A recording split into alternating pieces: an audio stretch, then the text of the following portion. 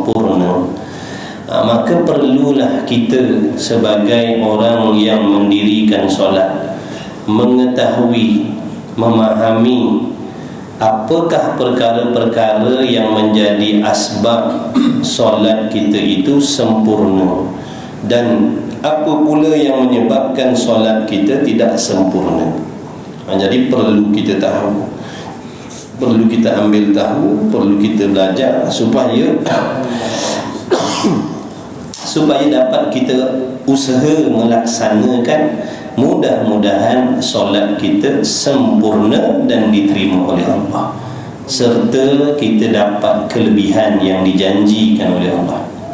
Baik, jadi kata musannif, adapun ilmu itu atas 3 wajah. Ini di antara perkara yang mesti kita kena tahu untuk kita mendapatkan ataupun melaksanakan solat yang sempurna. Yang pertamanya ilmu. Betul sih? Bawah lagi? Pakaian. Oh, pakaian dah. Sampai pakaian dah.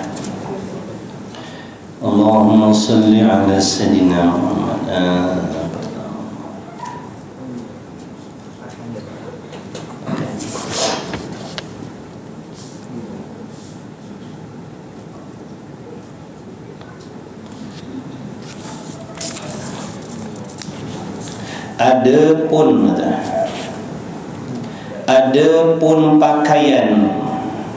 Adapun pakaian, ini di antara perkara yang menyempurnakan solat kita.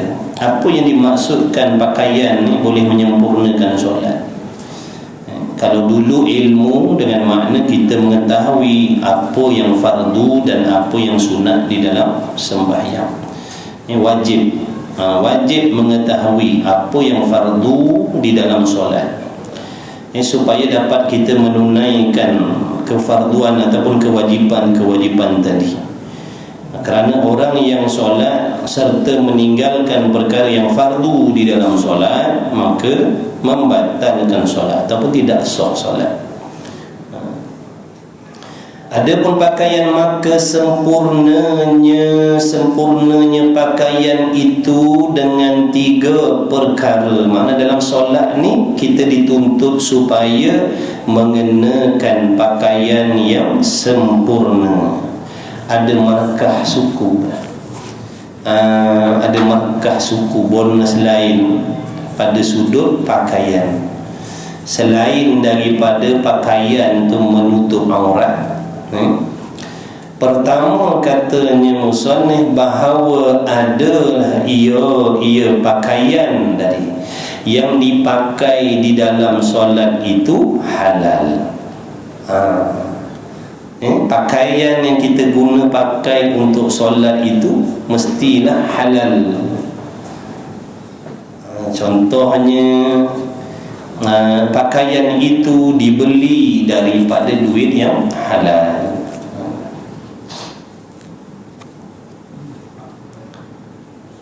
Bukan pakaian yang dibeli daripada duit yang haram. Dia menang loteri, beli jubah, sedekah kat Pak Imam. Pak Imam tak tahu. Pak Imam tak tahu, tak apa, dia lah bertanggungjawab. Tapi kalau dia beli, dia tahu, dia pakai, makna sah semayang dia, tapi tidak sempurna lah, kerana mengenakan pakaian yang haram tadi. Memakai pakaian yang haram tidak membatalkan solat, cuma mengurangkan pahala solat, mengurangkan pahala solat. Ataupun dicuri pakaian, curi telekung orang, dia pakai solat. Kalau pinjam tak apa, dicuri, sah tak semayang pakai telekung curi? Sah. Tapi tak sempurna pahala, tak dapat pahala. Dan keduanya masuk dalam kata, jadi pastikan pakaian yang kita nak pakai semayang, kopiahnya, jubahnya, serba-serbi, telekungnya, pakaian yang kita nak bawa dalam solat, selendangnya, jubahnya, serbannya, ikutlah. Mestilah halal. Untuk nak mendapatkan kesempurnaan pakaian dalam solat tadi.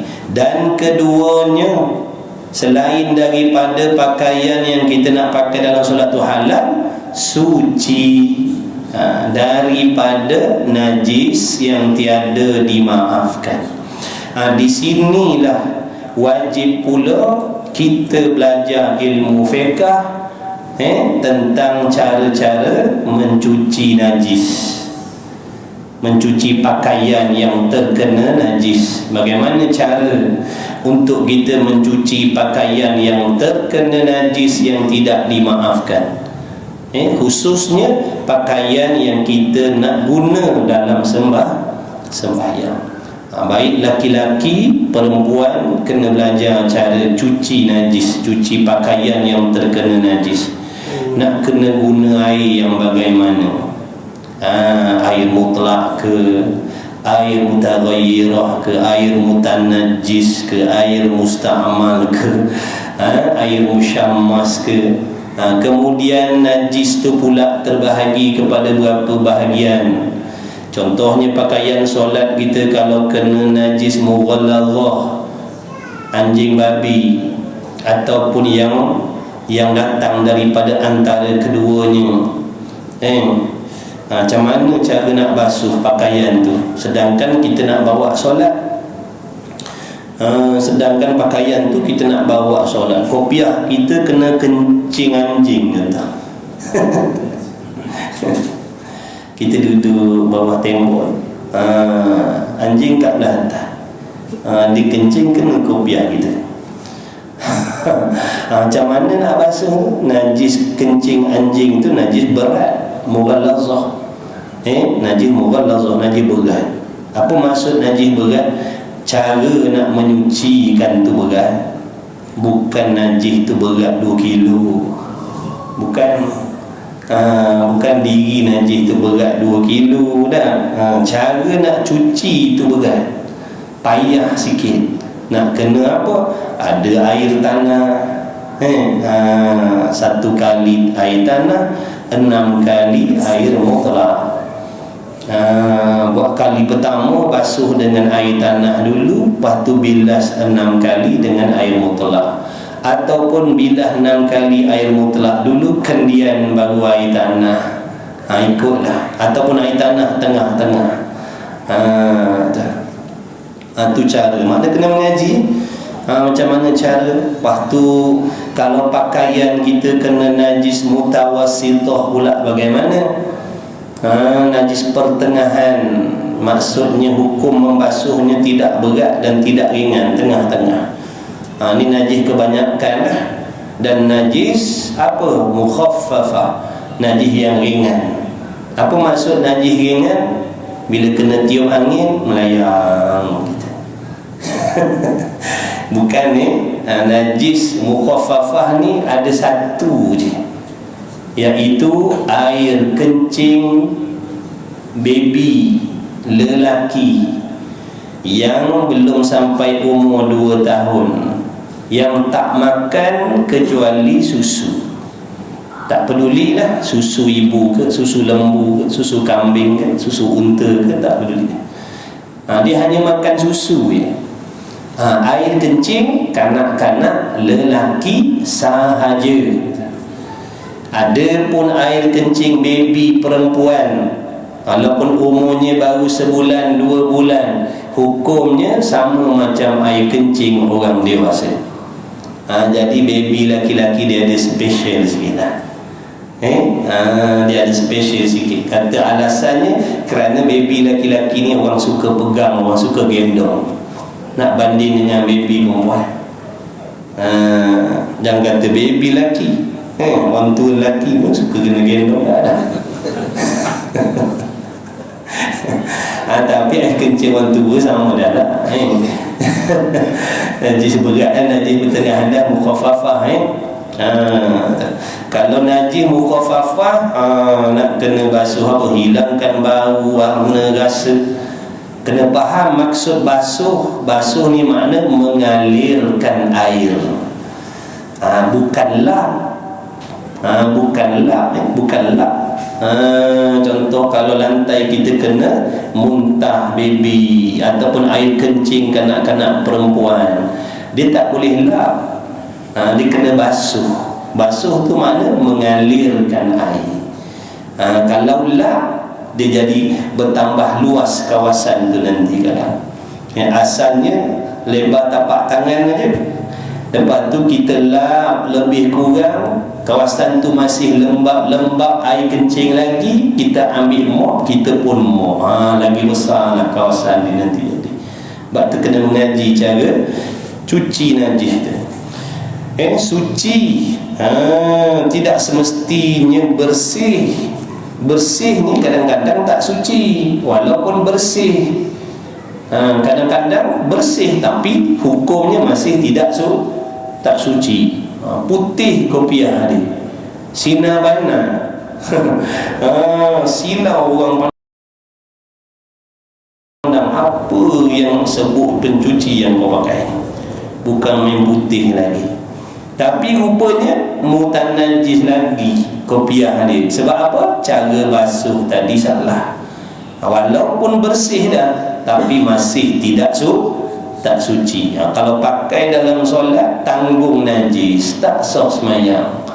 Jadi orang perempuan kena, orang perempuan lah biasanya duk basuh-basuh ni dia nak khidmat kat rumah tangga, dia nak khidmat dengan suami, nak basuh pakaian, dia kena belajar bab cuci najis ni. Siapa yang nak kena ajar dia? Tok laki nak kena ajar. Tok laki yang wajib ajar bininya cara cuci pakaian. Bukan bagi duit je, bukan bagi rumah je, bukan bagi kereta je, bukan bagi duit belanja je, bukan bagi makan je, kena bagi juga ilmu fardu ain. Itu tanggungjawab suami. Wajib mengajar isterinya tentang ilmu fardu ain. Contohnya ni, cara-cara mencuci najis, cuci pakaian.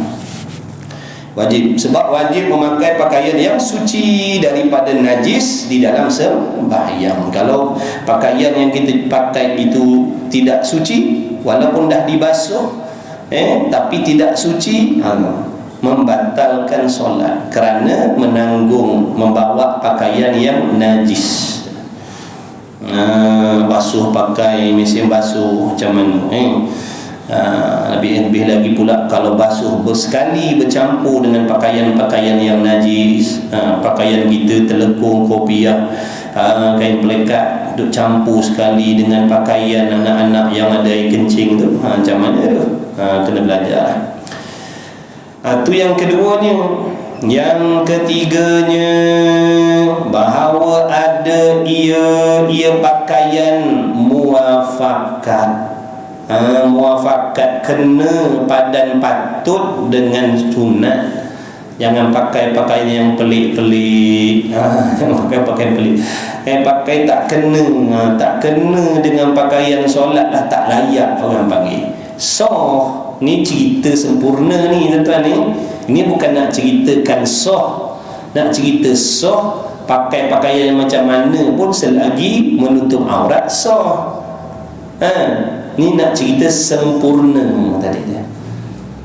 Kalau nak tak peduli nak pakai apa, asalkan tutup aurat lah. Kita semayang pakai plastik sampah contoh. Plastik sampah hitam ni yang besar tu, kita tebuk ujung kiri kanan tu, kita sarung buat seluar. Tebuk buncu dia tu kiri kanan, sarung kaki kita ikat kat pinggang, tutup pusat bawah lutut. Semayang pakai plastik sampah. Sebab dia bukan wajib pakai kain, wajib menutup wajib tutup. Tak peduli tutup pakai apa, pakai kotak peti sejuk ke boleh, tak ada masalah. Asalkan tertutup aurat.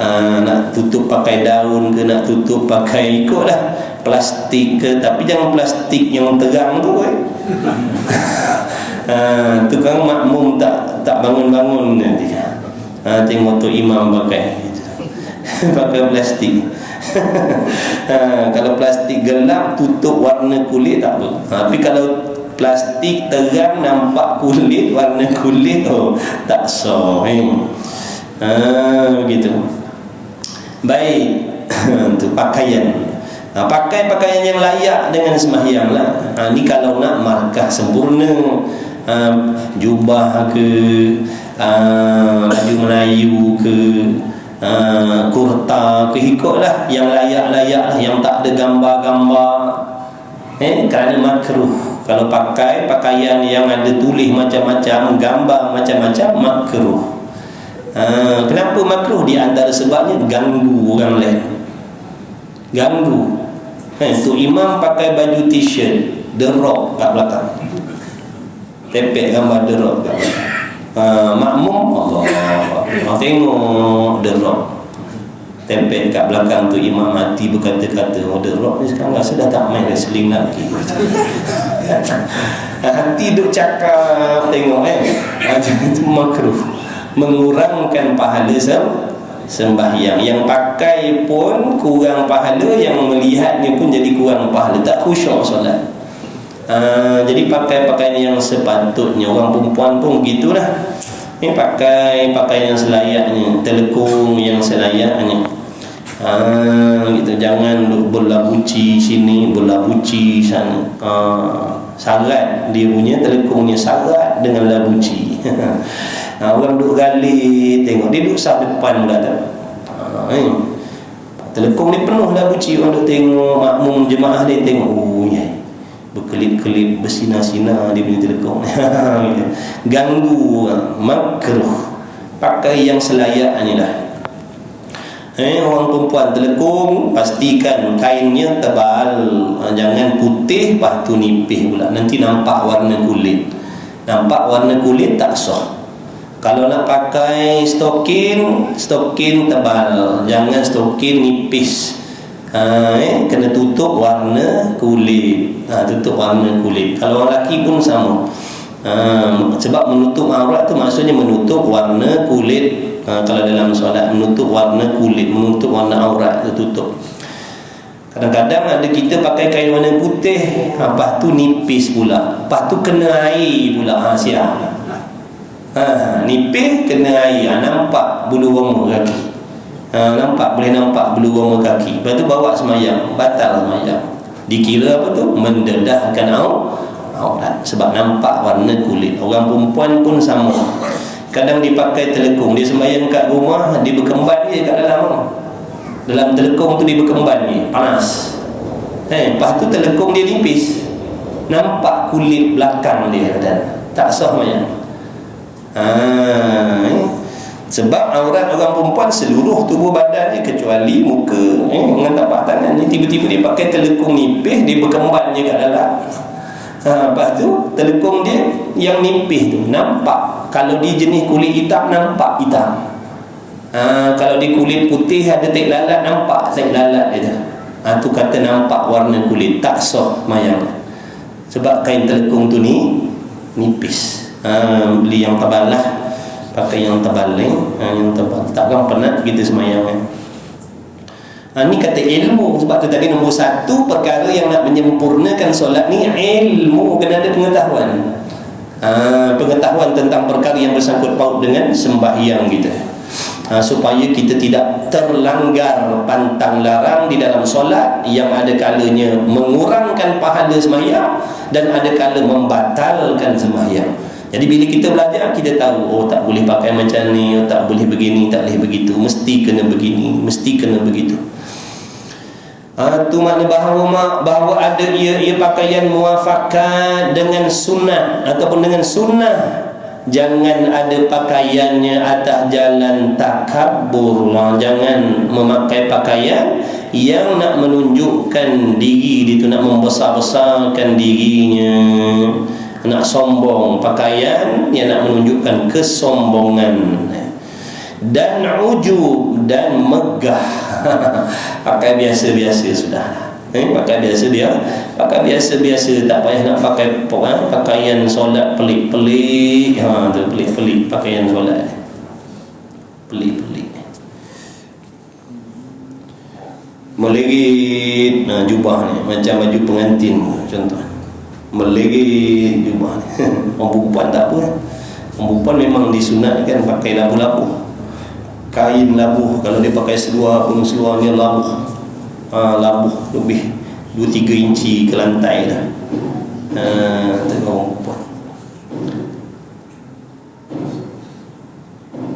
Adapun memeliharakan waktu itu makna menjaga waktu solat. Kesempurnaan memeliharakan waktu di dalam 3 perkara. Pertama, bahawa ada ia musalli ataupun ada ia seseorang, mata engkau melihat akan matahari dan bulan dan bintang.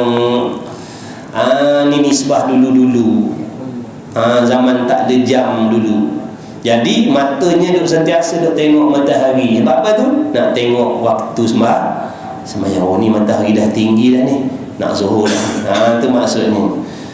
Oh ni matahari dah gelincir ni. Oh ni nak masuk zuhur dah. Oh ni dah nak maghrib dah. Tengok bulan ke tengok bintang dah. Jadi dengan melihat matahari, bulan, bintang tadi dengan tujuan nak mengintai-ngintai waktu sembahyang, itu masuk di dalam kata memelihara waktu sembahyang.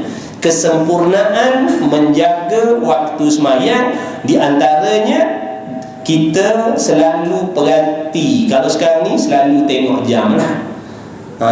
Jadi tengok jam. Kenapa tu tengok? Perhati waktu solat. Oh 2 jam lagi. Oh sejam lagi nak zuhur dah.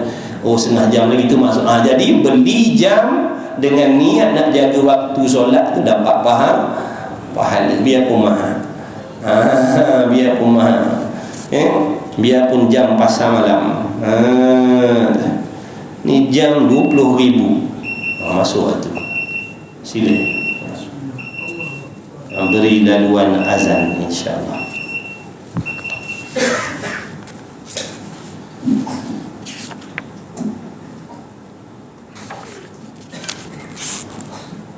A'udzubillahi minasyaitonirrajim. Bismillahirrahmanirrahim.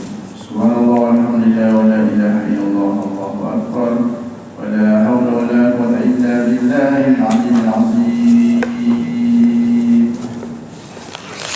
Allahumma shalli ala sayyidina Muhammad wa ala sayyidina Muhammad.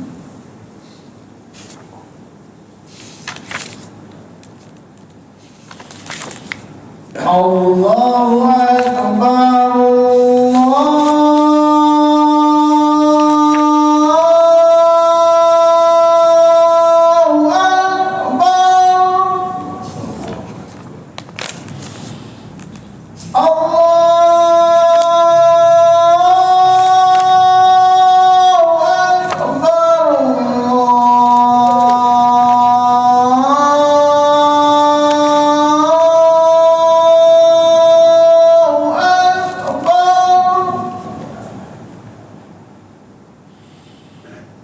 Ashhadu an la ilaha illallah.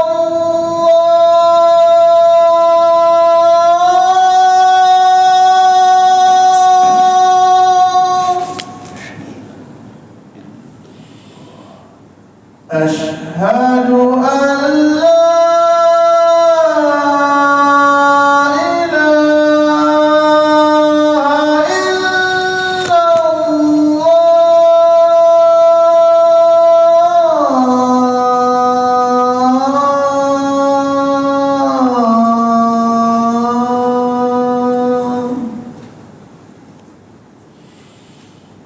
Ashhadu anna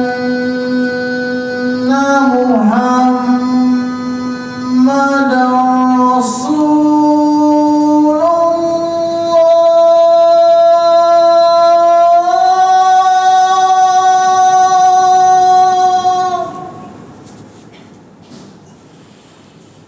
Ashhadu anna Muhammadan Rasulullah.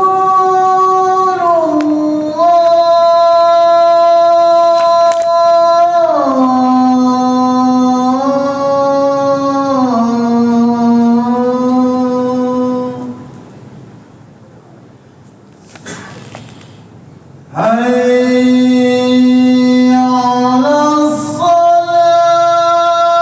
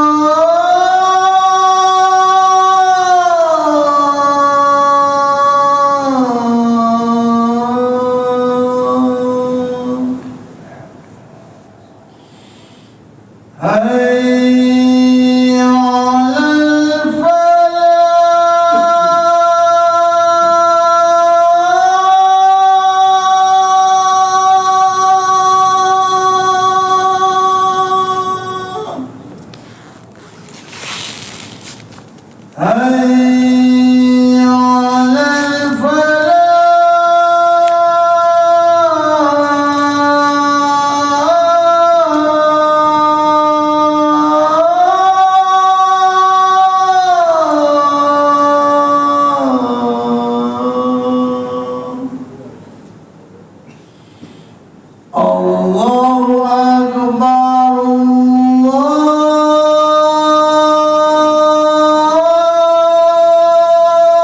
Allahu Akbar. La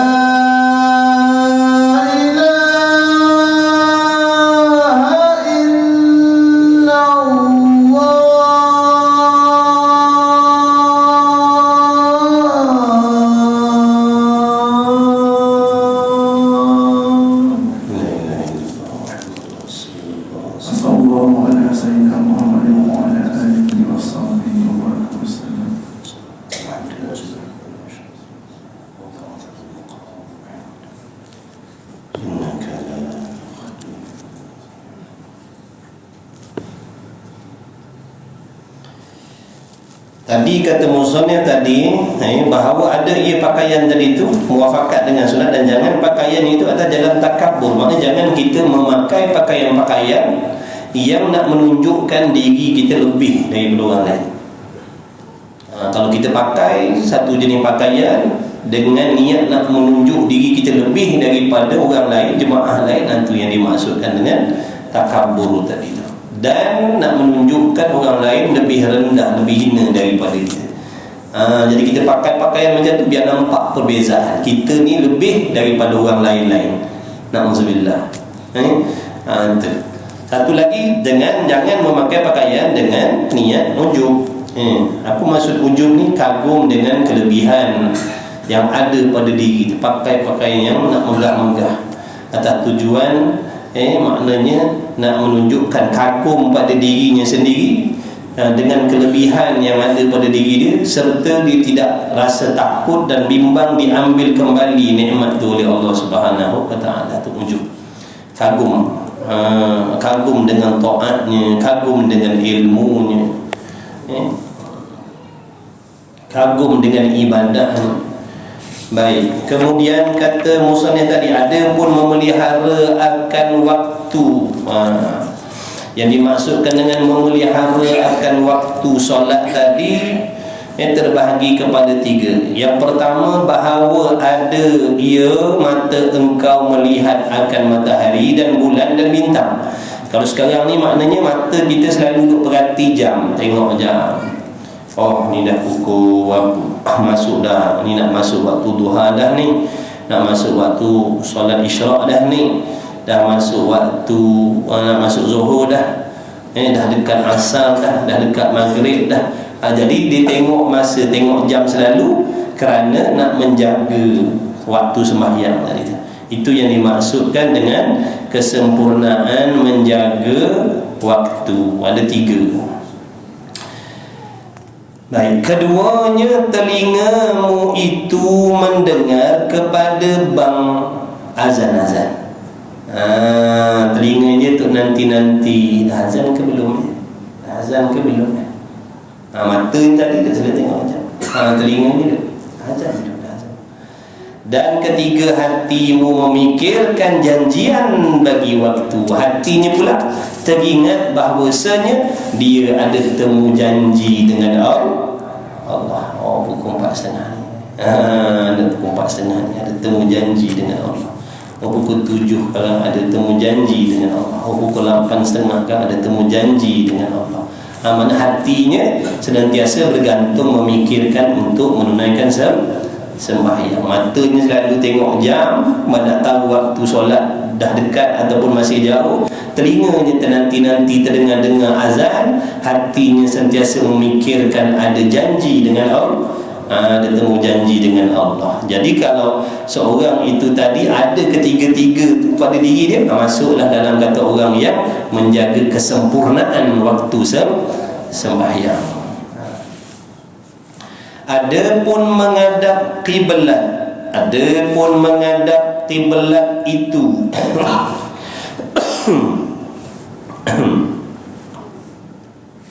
adapun menghadap kiblat, kesempurnaan di dalam 3 perkara. Pertama, bahawa engkau hadap kiblat dengan dadamu.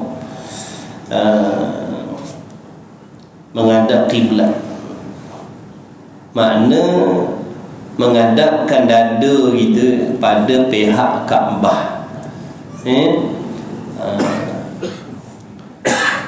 Adakah perlu yakin hati kita bahawasanya dada kita itu menghadap kepada Kaabah? Kiblat makna Kaabah lah, Baitillah tu. Kalau seandainya Kaabah itu berada di hadapan mata kita, seandainya kita solat berhampiran dengan Kaabah, mata kita boleh melihat bangunan Kaabah, maka wajib yakin dada kita menghadap kepada bangunan Kaabah. Adapun seandainya kita solat jauh daripada bangunan Kaabah, tidak terlihat dah Kaabah. Contohnya macam kita di sini, tak nampak Kaabah dah, tapi wajib menghadap kiblat. Adakah wajib yakin dada kita menghadap ke bangunan Kaabah dalam keadaan jauh sebegini? Jawabnya tidak wajib. Memada dengan zon, berat hati, berat sangkaan kita, dada kita menghadap ke pihak kiblat. Menghadap ke pihak, ni pihak contoh sini ni pihak kiblat lah. Pihak kiblat. Kalau contoh belah sana Kaabah, ni pihak kiblat. Ke kanan sikit pun tak apa, ke kiri sikit pun tak apa, masih dipanggil pihak kiblat. Pihak kiblat. Boleh faham jadi tak ada masalah kalau kita punya sejadah ni herot ke kiri, herot ke kanan sikit, tak ada masalah, kerana masih lagi dalam kata pihak kiblat. Gitu. Surau, katanya besok pukul 1 tengah hari ke pukul 11 boleh cek arah kiblat. Kita pun cek, tengok lari sikit, tak payah roboh surau. Tak payah nak buat alasan nak renovate surau. Sok aja gitu. Lari sikit berapa persen, berapa darjah, tak ada masalah. Dia tak wajib yakin sebab jauh. Ni pun kalau kita pakai kompas ke contohnya, itu semua zon, bukan yakin. Siapa yakin kalau tarik benang daripada sini sampai ke dinding Kaabah? Siapa yakin? Tarik benang, tarik dulu, naik bukit, turun bukit, masuk dalam laut, bangun, keluar balik. Tarik, tengok sampai tak dinding Kaabah ke dinding piramid sampai. Tak ada orang yakin pun. Namanya zon. Soh tak tu? Soh. Tapi kalau bangunan Kaabah depan mata, wajib yakin dada menghadap kepada dinding Kaabah. Kalau berpaling, batal mayat. Kalau tengah solat Kaabah depan mata dia, tapi di waktu dia solat dadanya berpaling daripada dinding Kaabah, tu batal solat. Begitu. Jadi kalau kita kat sini memada dengan menghadap pihak kiblat, ni pihak kiblat, ke kanan sikit pun masih pihak lagi, ke kiri sikit pun masih pihak lagi. Kalau situ itu bukan pihak dah. Situ bukan pihak, itu kubu Fir'aun dah situ. Situ bukan pihak kiblat dah. Kalau sini masih pihak kiblat lagi. Soh tak semayang? Soh. Tak payah bercakap. Tak payah bergaduh pasal sengit ke kanan sikit, sengit ke kiri sikit lah. Masih lagi soh. Bahawa engkau hadapkan kiblat dengan dadamu.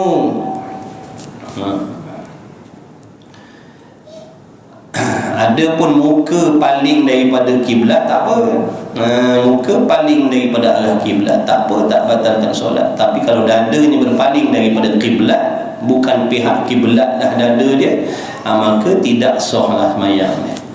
Dan keduanya bahawa engkau hadap kepada Allah dengan hati kamu.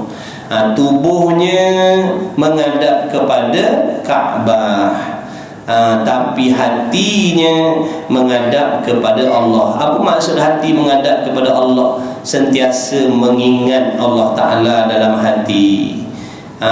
Dalam hatinya duk ingat, ini aku boleh solat semata-mata rahmat Allah. Aku boleh solat ni dengan rahmat Allah.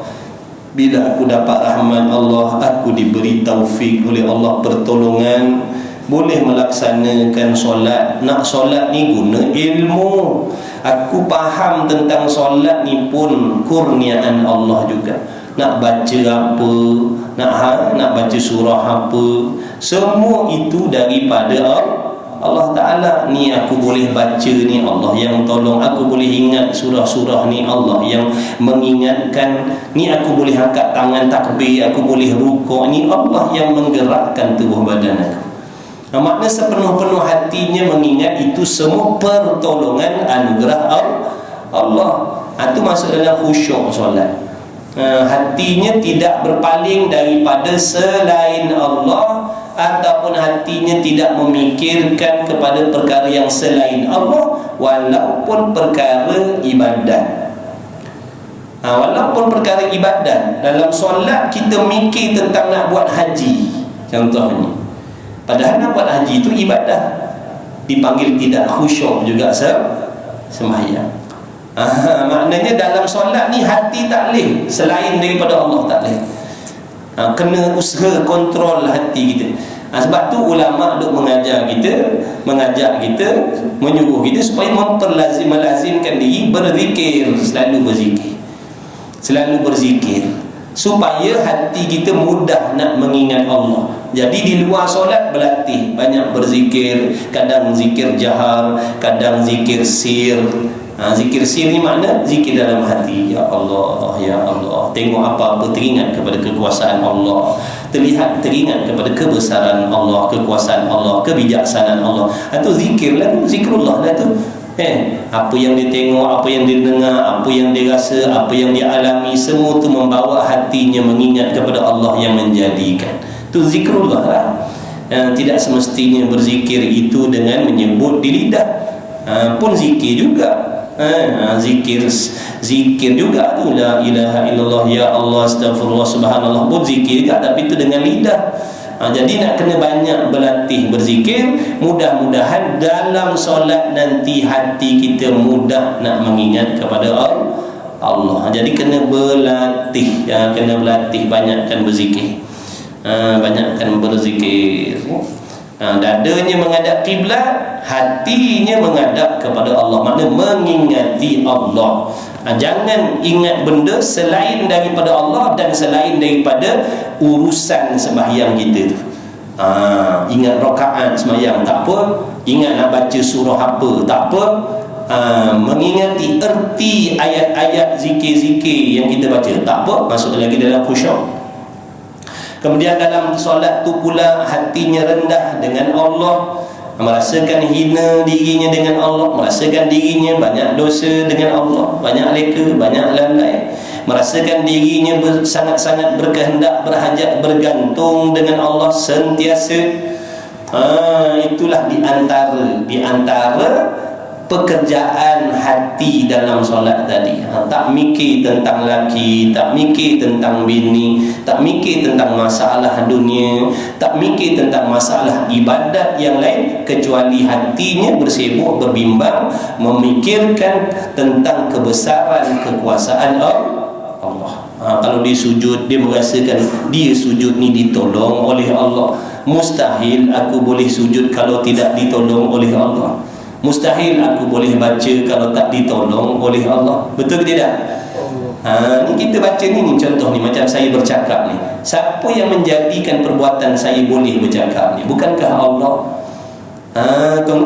Sekarang ni juga tuan-tuan boleh mendengar. Siapa yang sedang memperdengarkan suara ni pada telinga tuan-tuan? Bukankah Allah? Nampak tak? Kemudian bila saya terang begini, boleh faham pula. Siapa yang memberi faham tu kalau bukan Allah? Maksudnya kita ni pada hakikatnya zahir batin senantiasa ditadbir oleh Allah. Cuma hati kita ni bersibuk, berbimbang, memikirkan benda-benda lain tu yang tak teringat benda-benda hakikat. Macam tu. Jadi orang-orang yang mengenal Allah, yang hatinya bersih, tenang, hening, begitulah hatinya dalam solat tadi. sepenuh-penuh mengingat kepada Allah Subhanahu Taala yang menganugerahkan taufik kepada dia sehingga dia boleh solat. Hatinya bergantung dengan Allah dalam solat, bahkan sehingga di luar solat pun hatinya seolah-olah macam dia berada di dalam sembahyang. Itu orang hebat-hebat lah. Dia punya khusyuk tu bukan dalam solat je, khusyuknya sampai keluar solat. Kita ni nak dapatkan khusyuk dalam solat pun payah.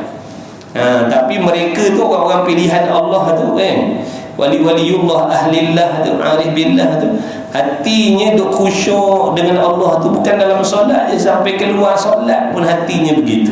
Subhanallah. Ada hamba-hamba yang hatinya tak lalai dengan Allah macam tu. Jadi di situ dapat kita ukur betapa jauhnya diri kita dengan Allah, nak banding dengan orang-orang macam tu.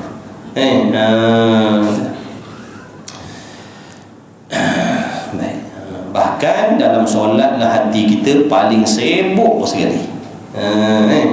Dalam solatlah hati kita paling sibuk sekali. Segala macam masalah kita fikirkan dalam majlis kita. Luar solat tak ada, tapi bila dalam solat macam-macam, lepas satu datang. Itu syaitan yang nak mengalihkan ingatan hati kita daripada Allah supaya berkurangan ganjaran pahala sembahyang tadi.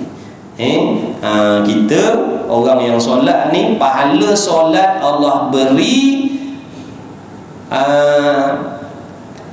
kembali kepada selama mana, sebanyak mana khusyuk tetap hatinya kepada Allah dalam solat tadi. Sebanyak mana, selama mana hatinya tetap mengingati Allah tadi, menghinakan diri dengan Allah, membesarkan Allah Ta'ala dalam hatinya, selama mana, sebanyak mana, itulah pahala dia.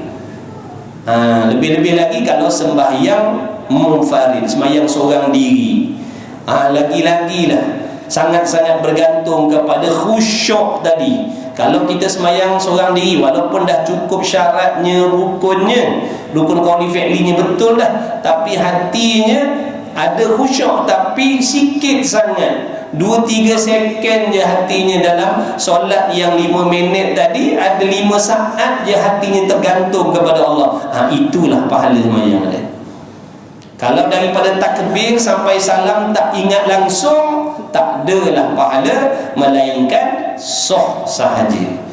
Dengan sebab itu kita sangat-sangat ditekankan supaya solat berjamaah. Kenapa?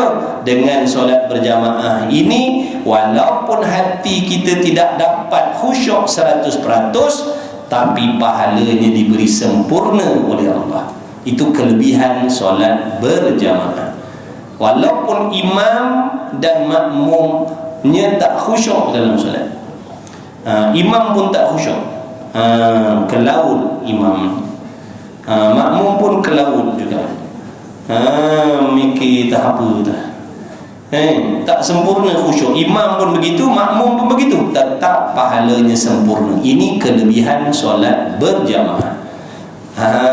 Jadi siapa yang nak pahala sempurna, solatlah berjamaah, tapi mesti ada ilmu. Jangan solat berjamaah tanpa ilmu pula. Tu imam tak takbir, kita dah takbir dia kata tak sabar nak dapat pahala sempurna. Tak sabar nak dapat pahala sempurna, tu imam baru Allahu Akbar, kat belakang dah Allahu Akbar dah. Tak sah lah. Jangan mendahului takbiratul ihram imam. Bila tu imam dah sempurna takbiratul ihram dia, baru kita angkat takbiratul ihram kita. Jangan kalut-kalut. Tu contoh kalau nakkan ganjaran pahala tapi tak nak belajar, tak nak ilmu. Amal nak, ilmu tak mau. Sebab tu Nabi kata al-ilmu imamul amal. Ilmu tu imam, ikutan amal. Macam mana nak beramal tanpa ada ilmu? Nanti jadi silap, nanti jadi salah. Nanti kita beribadat dalam keadaan melanggar undang-undang sembahyang. Rugilah kita. Rugilah. Bukan kata pahala, tak sah. Tidak sah. Tak sah ni maknanya belum menunaikan sembahyang. Jadi belajar bab solat ni. belajar lah bab solat. Orang lelaki perempuan kalau nak sembahyang berjamaah wajib belajar. Makna undang-undang yang bersangkut paut dengan solat berjamaah. Contohnya ni bangunan surau ke masjid? Surau kan. Surau. Jadi buat solat Jumaat. Buat solat Jumaat. Nak kena tahu. Orang dekat luar tu. Nak bagi makmum dekat luar saf wajib buka pintu. Pintu.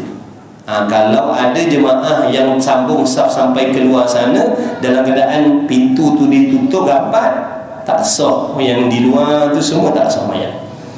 Sebab apa? Ini bukan bangunan masjid. Kalau bangunan masjid hukumnya luas, tak ada masalah. Pintu tutup rapat, kunci pun makmum di luar sah. Tapi kalau bangunan bukan bangunan masjid, hukumnya sempit.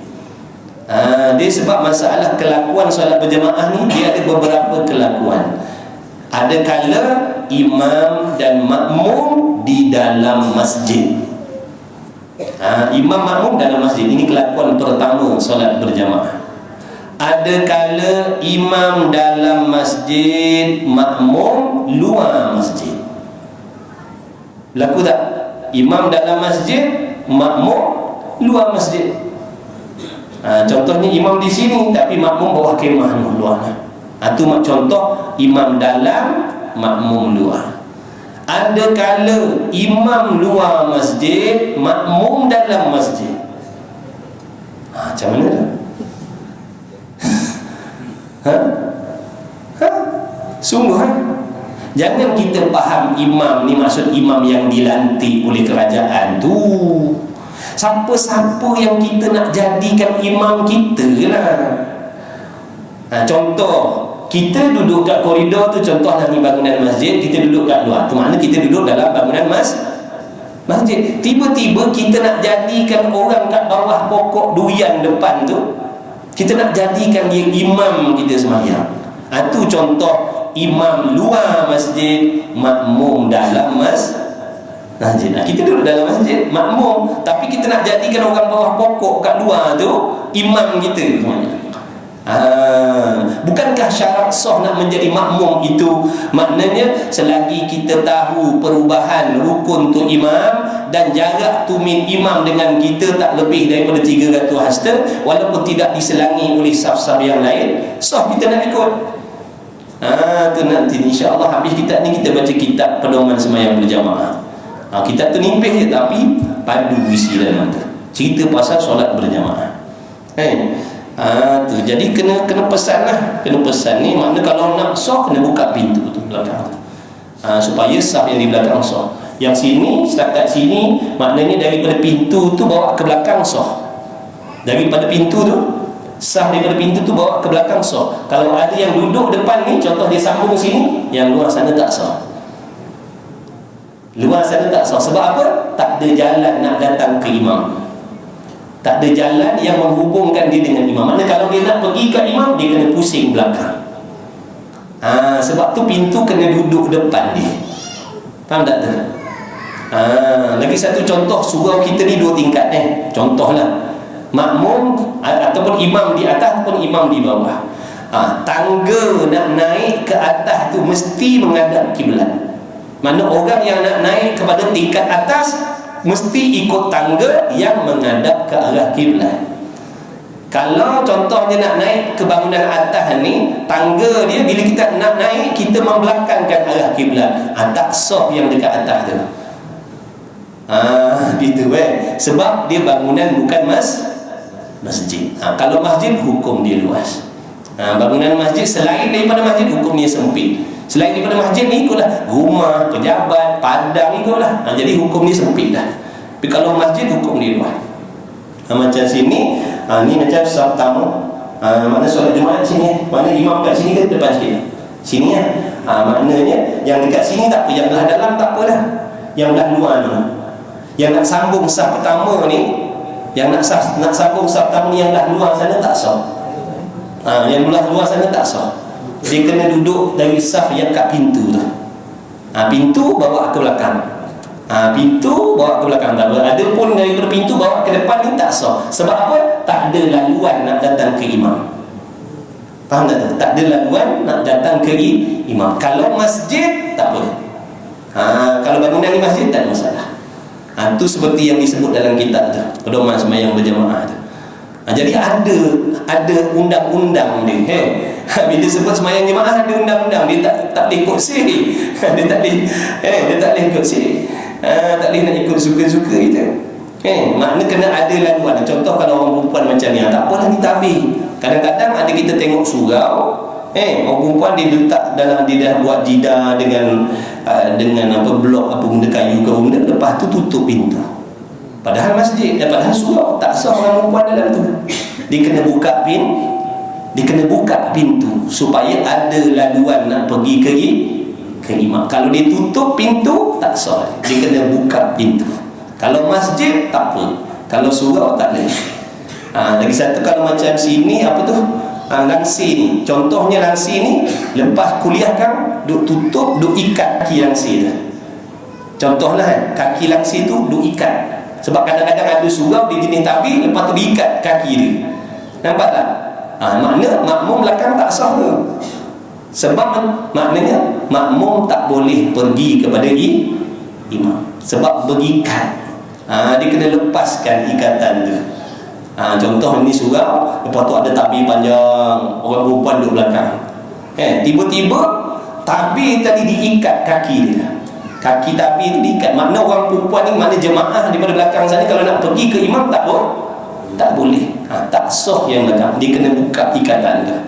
Ataupun kena ada pintu yang boleh melepaskan makmum pergi kepada imam dengan cara jalan yang beradab.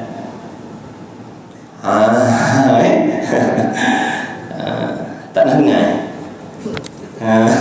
Tak nak dengar. Tu wujud tu guna untung ngaji. Tu untung ngaji. Maknanya siapa nak ni nak semayang belah dalam. Kalau bangunan selain daripada masjid.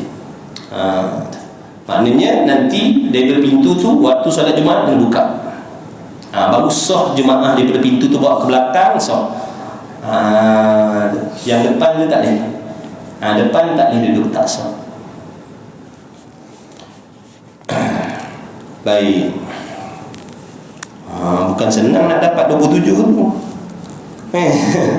Kena ada ilmu. Kena ada ilmu. Bangunan masjid lain, selain daripada masjid lain. Kalau masjid 2 tingkat, 3 tingkat, nak pergi tingkat pertama, nak pergi tingkat kedua, naik tangga berpusing tangga dia, macam rumah orang Hindustan. Nak pergi ke atas tu tingkat 2 berpusing tangga dia, tak ada masalah.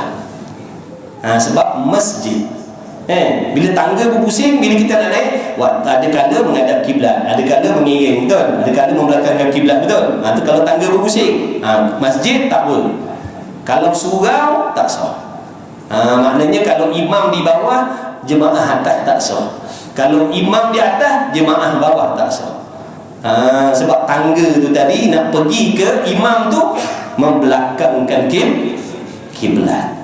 Ataupun tak ada tangga, naik atas guna tali contoh, macam tazan, tak sah. Walaupun memang boleh sampai dia kata apa pula tak boleh pergi ke imam, boleh duk panjat tingkap boleh. Ya memang, tapi cara nak pergi tu bukan jalan beradat. Faham tak? Satu lagi contoh hari tu Tok Guru bagi macam mana. Contoh kalau kita semayang dekat kemah macam di Padang Arafah contoh dia kata lah gitu. Ada kemah-kemah, kita nak ikut kemah depan tu. Ada orang semayang kat kemah depan tu jadi imam. Tiba-tiba lepas kemah kita tu ada di antara 2 tiang tu ada tali yang melintang, diikat tali. Maknanya pada adat nak jalan tak boleh tersekat dia tali tadi tu. Nak pergi ke imam kena melangkah, kena langkah tali ataupun kena meniaga. Maknanya jemaah yang kemah belakang ni tak sah. Tak sah. Dia kena buka tali tu. Walaupun nampak, ataupun pasang pagar jaring contohnya, pasang bukat ikan tu. Nampak tu imam, tapi boleh tak pergi? Tak boleh. Tak sah. Cermin tak sah. Walaupun nampak tu imam, tahu perpindahan imam, tapi makmum tak boleh nak pergi ke imam, kerana tertutup dari dah. Ini masalah selain masjid. Jadi kena ada pintu yang meluluskan makmum nak pergi kepada imam. Habis kemudian dah nak habis seminit. Bahawa engkau mana tadi, bahawa engkau hadap kepada Allah Ta'ala dengan hati. Dan ketiga, bahawa engkau khusyuk dan tawaduk. Dan tazallul makna merendahkan diri dengan anggotamu, tunduk. Tu hikmah tu. So pandang tempat sujud, jangan mendongak, tu makruh. Semayang mendongak gitu makruh. Kerana kelakuan tu seperti orang takabur. Tunduk. Tawaduk, merendah diri dengan Allah. Zuhirnya, tubuhnya merendah diri, hatinya pun menghinakan diri. Dalam hatinya mengaku berdosa, salah, banyak dosa, banyak maksiat. Begitulah. Bukan dalam hatinya takabur, bukan memuji-muji diri dalam hatinya waktu solat. Adapun niat, maka kesempurnaannya itu wallahu a'lam. Habis dah. Kesempurnaan niat wallahu a'lam. Lepas ni ada tahlil insya-Allah imam kita akan bimbing insya-Allah. Insya-Allah. Bismillahirrahmanirrahim. Mudah-mudahan Allah Ta'ala terima, mudah-mudahan Allah memberikan kepada kita ilmu yang bermanfaat. Mudah-mudahan dengan berkat majlis ilmu kita pada malam ini, sekalian yang hadir mengikuti, tak lupa ibu bapa kita, anak isteri kita semuanya diampuni oleh Allah SWT, senantiasa diberi taufik hidayah oleh Allah, diberi kesihatan, keafiatan yang baik, dipermudahkan segala urusan dunia dan akhirat, dikabulkan segala doa dan hajat yang tersurat dan tersirat. Dan kita pohon juga kepada Allah dengan kemuliaan majlis ilmu, dengan keberkatan junjungan besar Nabi kita Muhammad SAW, mudah-mudahan Allah Ta'ala memberikan pertolongan, kemenangan kepada umat Islam yang sedang ditindas oleh orang kafir harbi di sekalian pelosok muka bumi ini, khususnya di Palestin. Mudah-mudahan diberi kemenangan, mudah-mudahan Allah Ta'ala menghantarkan pertolongan, menghantarkan tentera-tenteranya daripada para malaikat, memberi pertolongan, memberi bantuan kepada mujahidin kita insya-Allah. Amin ya rabbal alamin. Bismillahirrahmanirrahim. Alhamdulillahirabbil alamin. Wassalatu wassalamu ala Rasulillah wa ala alihi. Allahumma rabbana fa'na bima 'allamtana rabbana 'allimna alladhi yanfa'una rabbana faqih ahlana wa qurabati lana fi dinina ma ahli qutul unsa wa dhakar wa sallallahu ala sayyidina Muhammad. Alhamdulillahirabbil alamin. Taqabbalallahu minkum.